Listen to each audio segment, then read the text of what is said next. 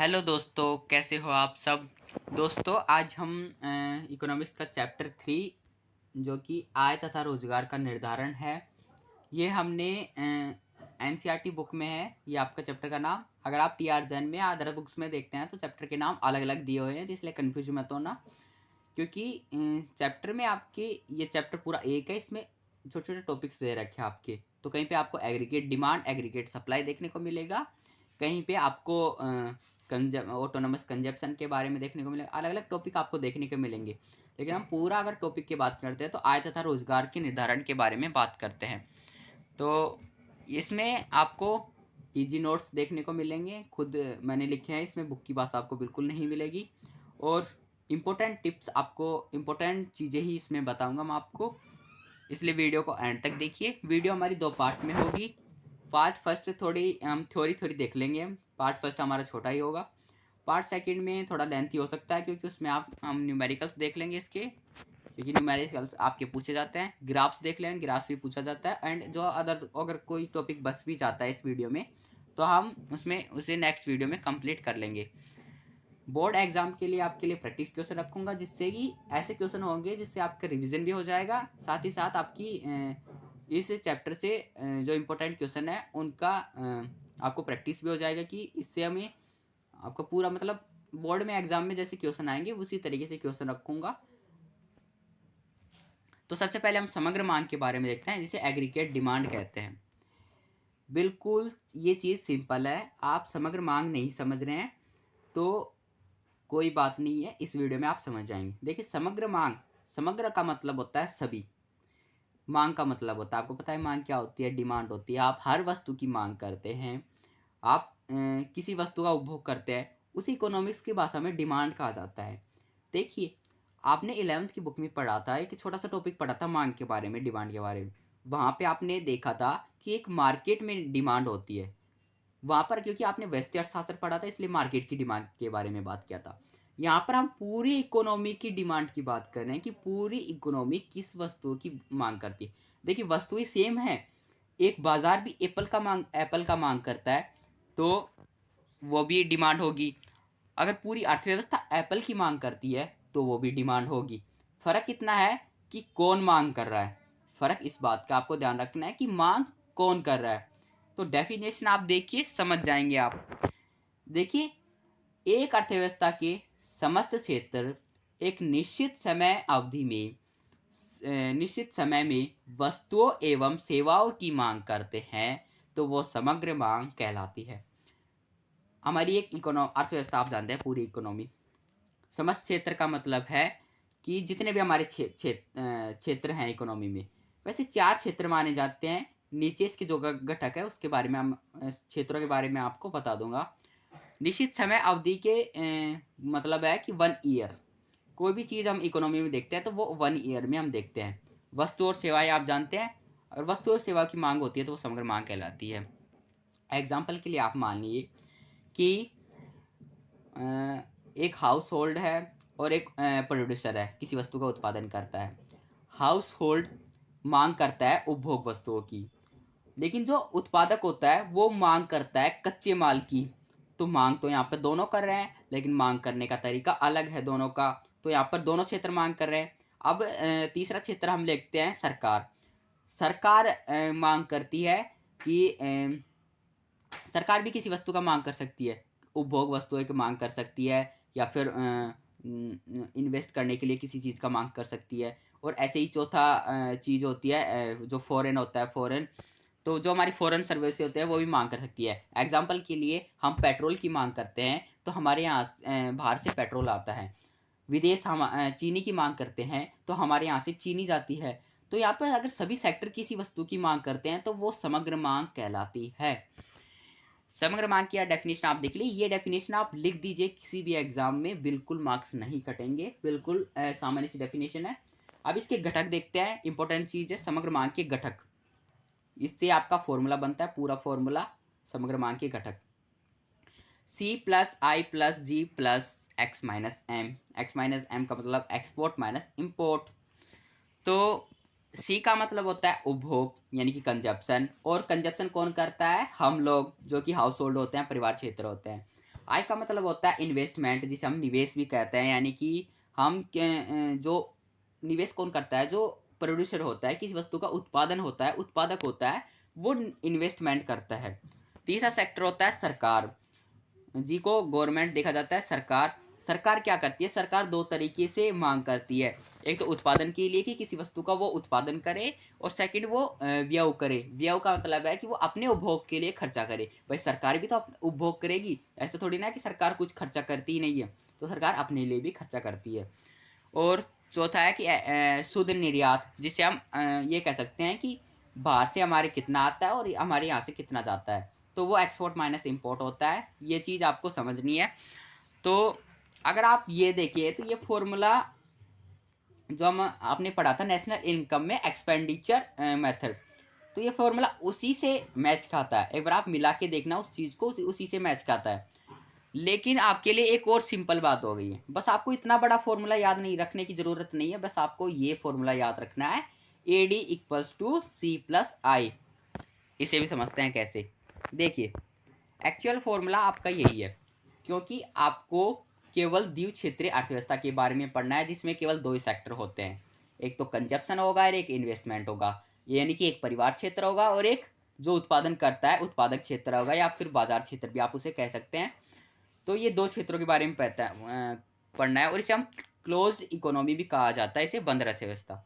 और पूछ लिया जाए 1 मार्क्स में कि बंद अर्थव्यवस्था किसे कहा जाता है, तो आप बता सकते हैं जिसमें केवल दो ही सेक्टर हो, उपभोग और उत्पादक। तो इस चीज़ को आप समझिए। ये चीज़ आपने पहले भी देखी होगी, जो सर्कुलर फ्लो इनकम है उसमें भी आपने देखी होगी कि इनकम का कैसे फ्लो होता है, वस्तु और सेवाओं का कैसे फ्लो होता है।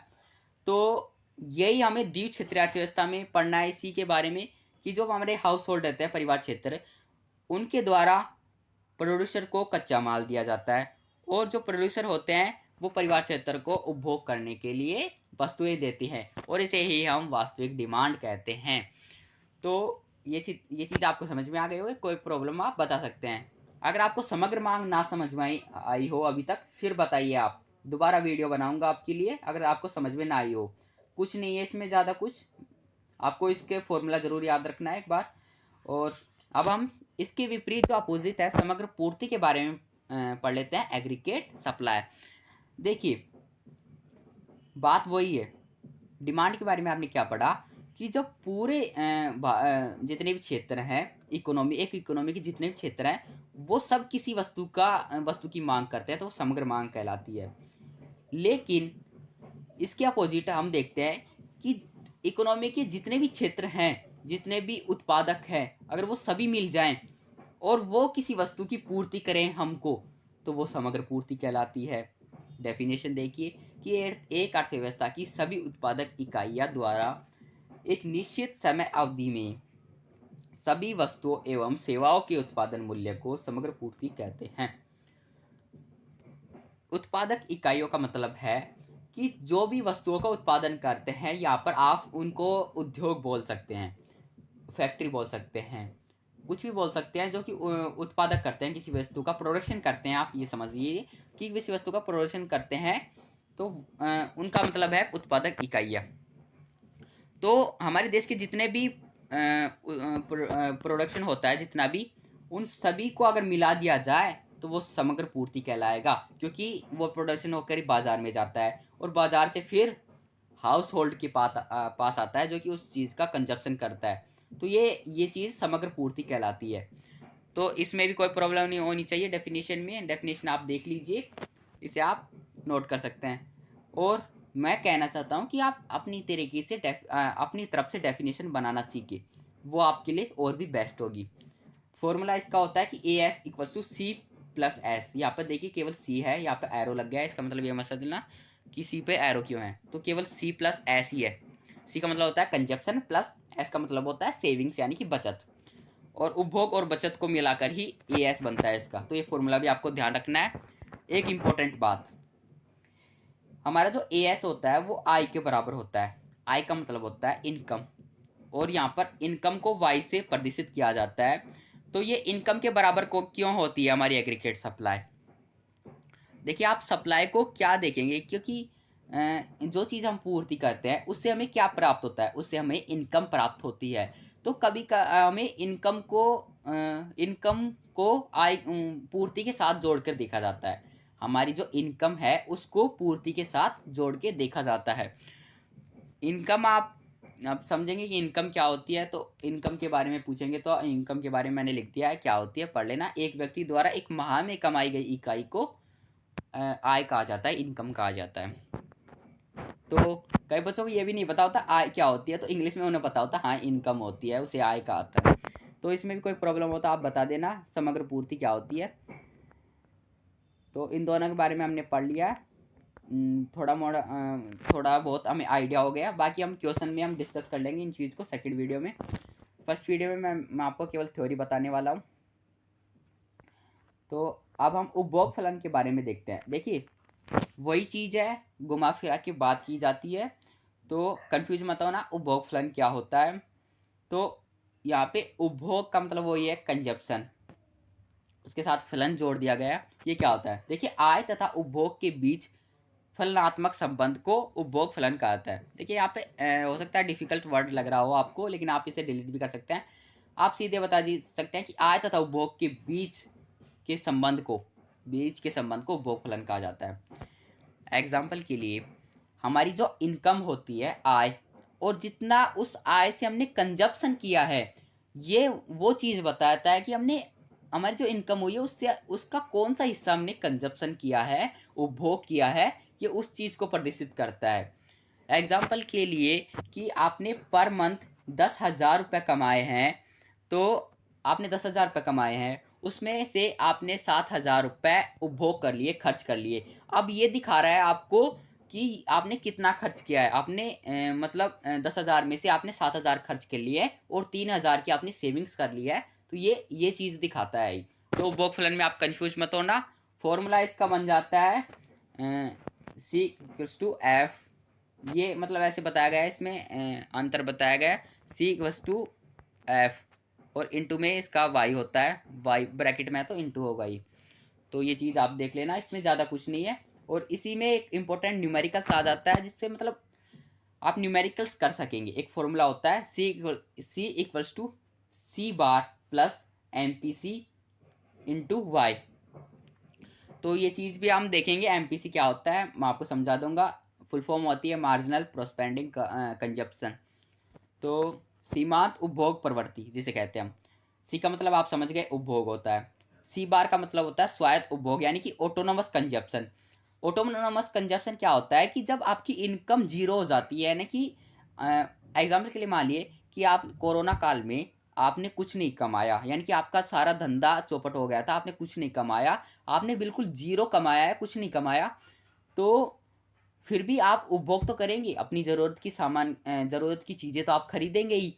तो स्वायत्त उपभोग यही होता है कि जब आपकी इनकम जीरो हो जाती है तब भी आप उपभोग करते हैं, और आपकी जो बैंक में आपने जो पैसे सेव किए हैं वो भी आप निकालें, और वही स्वायत्त उपभोग कहलाता है। डेफिनेशन आप पढ़ ली, ज़्यादा कुछ नहीं है इसमें। ज़्यादा इसमें हम वैसे पूछा भी नहीं जाता स्वायत्त उपभोग, लेकिन आपको ये ग्राफ में काम आएगा, ग्राफ में आपको समझा दूंगा। और भी उपभोग प्रवृत्ति भी देखिए दो प्रकार की होती है, औसत उपभोग प्रवृत्ति, सीमांत उपभोग प्रवृत्ति। इस चीज को आप समझ लीजिए एक बार।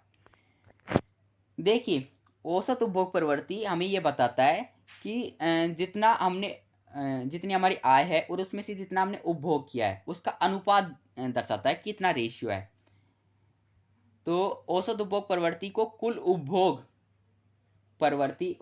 उपभोग तथा कुल आय के बीच के अनुपात के रूप में परिभाषित किया जाता है। तो जितना हमारी कुल आय है, कुल इनकम जितनी हुई है और जितना हमने कुल उपभोग किया है, उसके बीच के अंतर को ही औसत उपभोग प्रवृत्ति कहते हैं। देखिए औसत का मतलब एवरेज। आप एवरेज कैसे निकालते हैं, टोटल में से जितना उपभोग हुआ है उसमें से आप डिवाइड कर देते हैं। एग्जाम्पल आप ले सकते हैं कि आपकी 500 रुपये की इनकम हुई है और उसमें से आपने 300 रुपये 250 रुपये उपभोग कर लिया है, ये मान लीजिए आप, तो हमारा एवरेज निकल जाएगा 2 रुपये। तो ऐसे ही एवरेज निकाला जाता है, इसमें ज़्यादा कुछ नहीं है, आप पढ़ लेना इसको। APC इक्वल्स टू C अपन में Y होता है। C का मतलब यहाँ पर कंजप्शन हो गया, Y का मतलब यहाँ पर इनकम यानी कि आय हो गया। तो सीमांत उपभोग प्रवृत्ति हम देखते हैं MPC, जिसे मार्जिनल प्रोस्पेंडिंग कर्व कहते हैं, इसे एवरेज प्रोस्पेंडिंग कंजप्शन कहते हैं। C का मतलब कंजप्शन होता है, सॉरी। तो उपभोग में परिवर्तन तथा आय में परिवर्तन के अनुपात को सीमांत उपभोग प्रवृत्ति कहते हैं। अब जब चेंज हो, अब हम अपने मान लीजिए कि पहले आप 50 रुपये का कंजप्शन करते थे, धीरे धीरे आपकी आय बढ़ गई तो आपने कंजप्शन भी फिर बढ़ा दिया। ये होता है ना कि हमारी जो इनकम पहले होती है 10,000, तो आप 5,000 रुपये खर्च करेंगे। फिर आपकी इनकम अगर 15,000 रुपये हो जाती है तो आप कोशिश करेंगे चलो थोड़ा और ज़्यादा अच्छा खाना खाएंगे तो अच्छा ज़्यादा खर्च कर लेते हैं। फिर आपकी इनकम बढ़ती है तो फिर आप सोचेंगे कि आप और ज़्यादा खर्च करते हैं। तो जब परिवर्तन हो उपभोग में और आय में तो उसे हम सीमांत उपभोग परिवर्तन कहते हैं। परिवर्तन का मतलब होता है कि चेंज होती रहे। तो यहाँ पर फॉर्मूला है डेल्टा C अपॉन में डेल्टा Y। तो यहाँ पे डेल्टा का मतलब ही होता है चेंज होना, यानी कि परिवर्तन होना। सॉरी। तो ये फॉर्मूला है इसका, ज़्यादा इसमें कुछ नहीं है, वैसे ये चीज़ पूछी नहीं जाएगी लेकिन फिर भी आपको ये चीज़ समझनी है। जो पूछी जाएगी वो मैं आपको क्वेश्चन में बता दूंगा क्या पूछी जाएगी इसमें। तो APC के संबंध में भी महत्वपूर्ण बिंदु होते हैं। देखिए ये चीज़ आपको याद करनी ही पड़ेगी, ये चीज़ तो आपको याद करनी पड़ेगी। इसमें आपको ये चीज़ आपको ग्राफ में समझ में आएगी, ऐसे समझाऊंगा आपको ये चीज़ समझ में भी नहीं आएगी। तो ये चीज़ हम ग्राफ में समझेंगे सारी चीज़। तब तक के लिए आप इस चीज़ को याद कीजिए। और MPC और दोनों के बारे में महत्वपूर्ण बिंदु रख दिए गए, वैसे पूछे नहीं जाएंगे लेकिन आपको ग्राफ में काम आएंगे। तो पहला ये कहता है कि जो हमारी APC है वो इकाई के बराबर होती है। इकाई का मतलब होता है एक। APC हमारी इकाई से अधिक रहता है, सॉरी बराबर बोल दिया मैंने, इकाई से अधिक रहता है। ये दर्शाया भी गया है। आप इसे केवल यही लिख दें पॉइंट तो उससे भी आपके मार्क्स मिल जाएंगे, लेकिन ज़्यादा अच्छा होगा कि आप पूरा पॉइंट लिखें। तो ये पॉइंट आप याद कर लेना। दूसरा पॉइंट भी कहता है कि हमारा जो कंजप्शन होता है वो इनकम के बराबर होता है, उपभोग और आय बराबर हो जाते हैं। ये कब होता है? जब हमारी APC 1 के बराबर हो जाती है तो हमारा कंजप्शन और उपभोग बराबर हो जाते हैं। कैसे होते हैं? मान लीजिए आपने 10,000 रुपये कमाए हैं और आप पूरे रुपए खर्च कर रहे हैं, आप कुछ भी सेविंग्स नहीं कर रहे हैं, तो हमारा उपभोग और आय दोनों बराबर हो गई ना। तो यही चीज़ इसमें बताई गई है।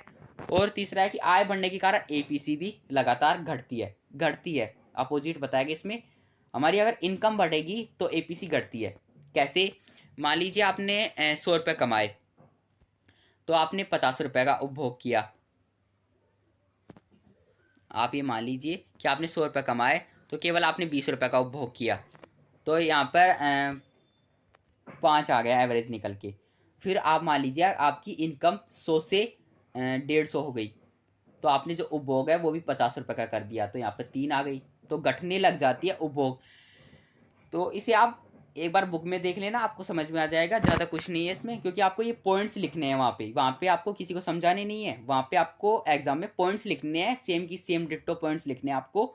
इसमें आप ये भी नहीं सकते कि इसके अलावा और कोई पॉइंट्स लिख सकते हैं। तो ये चीज़ आपको याद करनी पड़ेगी। सॉरी। चौथा पॉइंट हो जाएगा कि APC कभी भी शून्य नहीं हो सकती। चौथा पॉइंट हो जाएगा कि APC कभी भी शून्य नहीं हो सकती, क्योंकि आय के शून्य स्तर पर भी स्वायत्त उपभोग होता है। इसमें यह बताया गया है कि हम कभी उपभोग तो बंद नहीं कर सकते। भाई अपने ऐसा कौन होगा जो अपनी मतलब खाना ना खाए। तो जब हमारी आय नहीं होती तब भी हम उपभोग तो करते रहते हैं। तो अब हमारी कभी भी जो आय होती है वो अगर शून्य हो जाती है तो भी हम उपभोग बंद नहीं करते, और तब भी APC शून्य नहीं हो सकती। तो तब हमारा स्वायत्त उपभोग जारी रहता है, जिसे ऑटोनोमस कंजप्शन कहते हैं। तो ये 4 पॉइंट हो गए इसके, और ये 2 पॉइंट इसके हो जाता है कि जो AMPC है उसका मान 0 तथा 1 के बीच में रहता है। कैसे? आप जो हमारा 0 है और जो 1 है उसके केवल बीच में रहता है ये मान।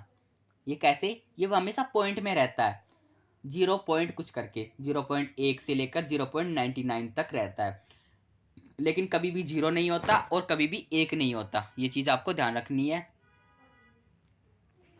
सेकंड है कि यदि संपूर्ण अतिरिक्त आय की बचत कर ली जाती है तो डेल्टा C इक्वल्स टू 0 हो जाता है।